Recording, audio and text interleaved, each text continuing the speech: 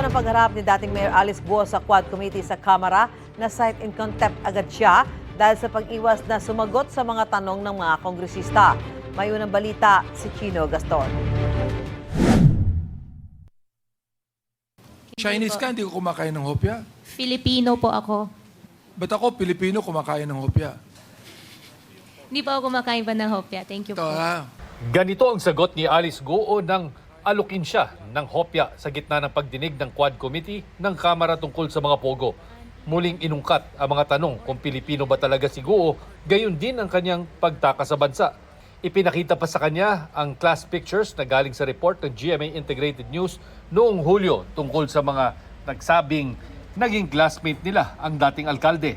Can you please enlighten us who is in this picture? For that question po, I think I cannot answer. I invoke my right against self-incrimination since may pending case po sa akin about the citizenship. But would you agree with me if I would say, kamukha mo yung nasa picture? Ma'am, I will not confirm po. Gayon din sa larawang ito, nakuha raw mula sa isang Chinese newspaper noong manalo siyang mayor ng Bamban. Noong una sabi ni Guo, ang tatay daw niya ang binabati ng Chinese community dahil Chinese aniya ang kanyang tatay. Pero iba raw ang lumabas sa pagtatanong ng isang kongresista sa ibang marunong mag-Chinese. And according to them, the exact translation of these characters goes like this. Congratulations to the first Chinese mayor, Alice Leal Guo of Bamban. Ma'am, wala pong ganun nakalagay. Kalaunan sabi ni Guo, Your Honor, hindi rin po ako masyado sure doon sa mga nakalagay. I think it's better po na kuha na lang po tayo ng isang translator po para doon talaga. Kasi andun din po yung name ko po, ang understanding ko po dyan. Kina-congratulate po niya ako, yung tatay ko. paulit-ulit ding tumangging sumagot si Guo sa mga tanong tungkol sa kaugnayan sa Pogo at umano'y kasosyong sangkot umano sa money laundering at iba pang krimen. Sinagot mo nga na nagpunta kang Malaysia eh. Ang tanong ko lang, bakit hindi mo in-invoke yung right against self-incrimination? Ngayon, tinatanong ko, bakit ngayon i-invoke mo? Mas naintindihan ko na po yung rights ko po ngayon, Your Honor. Ano po? Mas naintindihan ko na po yung rights ko po, Your Honor. After numerous hearings doon sa Senado, ngayon mo lang naintindihan yung rights mo? Samantalang ini-invoke mo ng 1,000 times? Huwag mo kaming tanga, iha.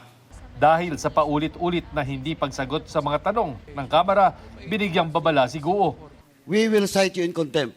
You are now detained in Camp Crame. Well, in fact, I will ask the PNP and the court why you were granted to be detained doon sa Philippine Custodial sa center. That will be your last warning. Kaugnay naman sa dating PNP chief na ayon kay PAGCOR official Raul Villanueva ay hinihinalang nasa payroll umano ni Guo, hiling ng kasalukuyang hepe ng PNP na si Police General Romel Marbil, pangalanan na ng PAGCOR kung sino ang tinutukoy nila. We are investigating 24 of our former chief PNP kung involved po sila. And we're not happy with what he said. Since he's under oath, he have to tell us kasi it affects the whole organization. Sino po ang PNP official na natatandaan mo na nag-courtesy call na po sa inyo bilang mayor? Matandaan ko po, nakapag-visit na po sa office po, PD po. Provincial Director. Sino po ang Provincial Director na tinutukoy mo?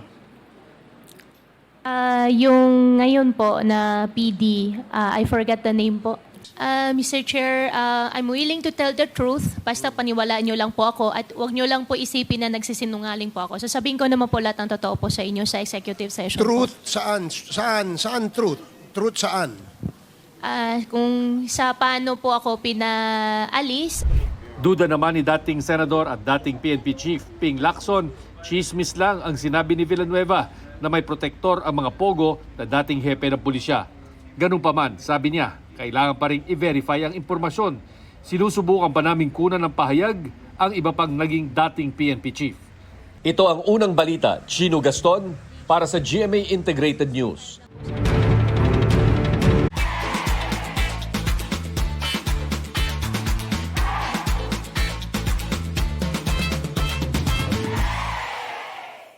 Mga Mga kapuso, para una ka sa mga balita, mag-subscribe sa GMA Integrated News sa YouTube. Sa mga kapuso abroad, subaybayan niyo po kami sa GMA Pinoy TV at sa www.gmanews.tv.